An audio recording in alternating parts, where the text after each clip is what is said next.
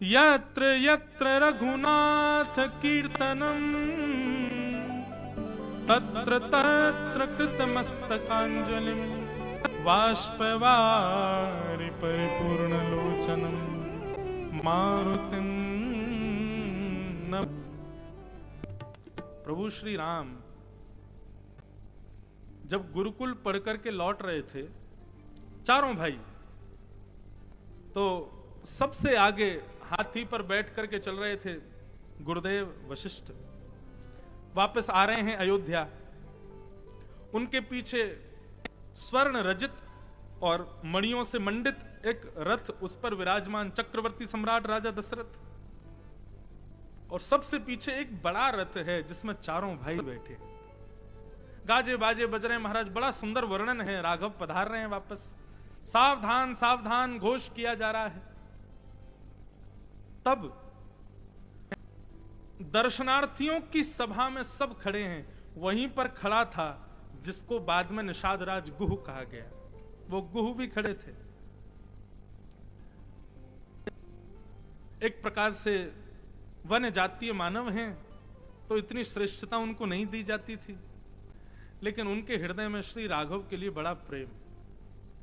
सब लोग नए नए उपहार लेकर के श्री राम जी को भेंट करने के लिए जा रहे हैं। कोई माला लेके आया, कोई पुष्प हार लेके आया, कोई मिष्ठान लेकर के आया, कोई घर से कुछ बना के लाया, कोई पोशाक लाया राम जी को भेंट देने के लिए, और सब नीचे से ही दे रहे हैं। भैया सम्राट के पुत्र हैं, मिल तो सकते नहीं है। लेकिन जो गुह था, निषाद था, उसने राम जी को भेंट करने के लिए एक बाण रखने वाला तस्कर बनाया।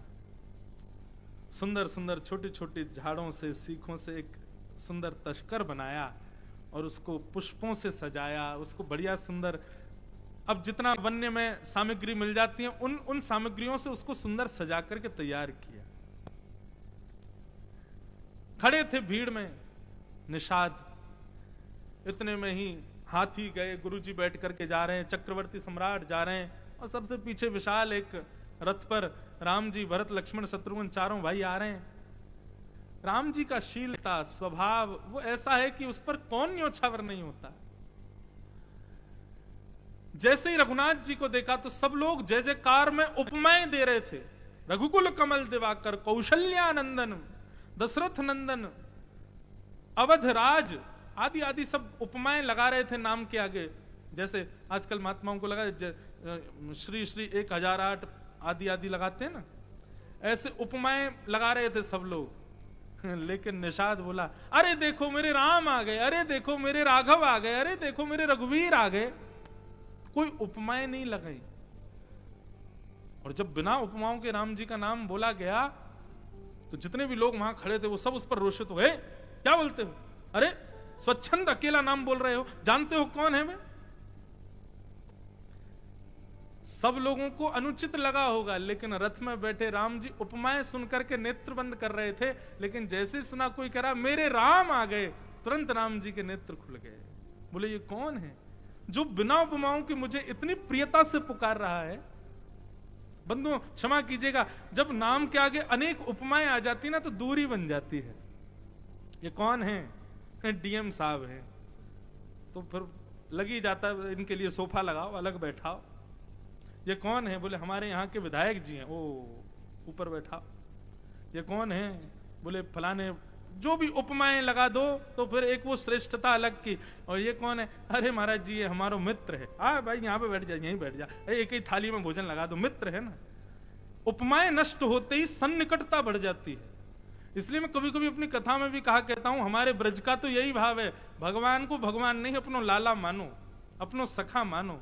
गोस्वामी तुलसीदास जी तो कहते हैं, तोहे मोहे नाते अनेक मानिए जो भावे।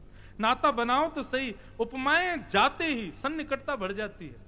निषाद का यही भाव था। ये सब उपमाएं दे रहे हैं मतलब दूरी है राम जी से, लेकिन मेरे राम, इससे बड़ी उपमा क्या दूं कि मेरे हृदय के राम हैं।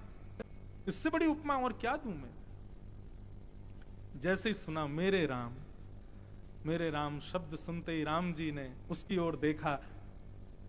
तो जब उसने मेरे राम कहा था, 2-3 लोगों ने उसको धक्का देके पीछे कर दिया, बेचारा गिर गया था। लेकिन जैसे राघव ने देखा तो तुरंत रथ को रोकने का आदेश दिया।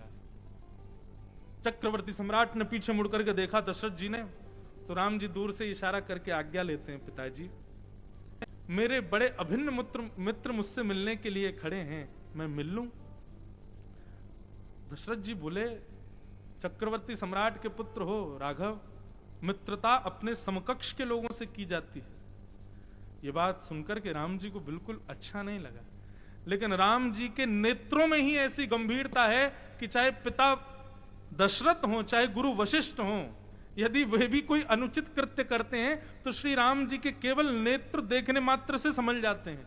जैसे ही कहा कि मित्रता तो समकक्ष के लोगों से होती, तो राम जी ने बस गंभीरता से पिताजी को देखा, और देखने मात्र से ही पिताजी समझ गए। बोले नहीं, अरे मैं किसके सामने बोल रहा हूं, ये राघव हैं, शीलता की, सौम्यता की, करुणावतार हैं ये तो।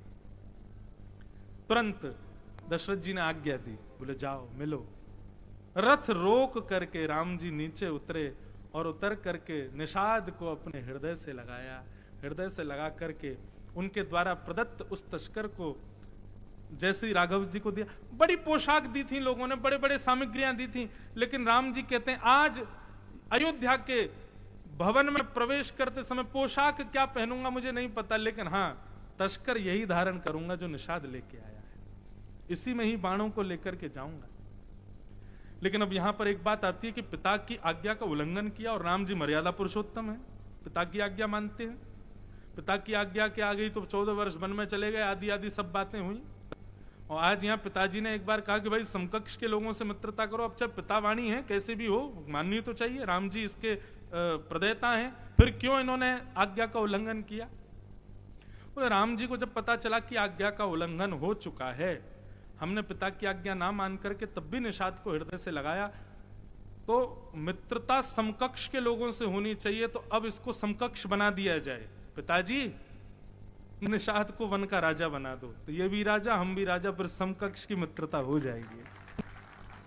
तब निषाद को राज बनाया गया, वन का राजा बनाया गया, और यहां पिता की आज्ञा भी पूर्ति हुई। बड़ी बड़ी सूक्ष्मता है राघव के चरित्र में। हमारे राम जी बड़ी सूक्ष्मता से सब क्रियाओं को कर रहे हैं।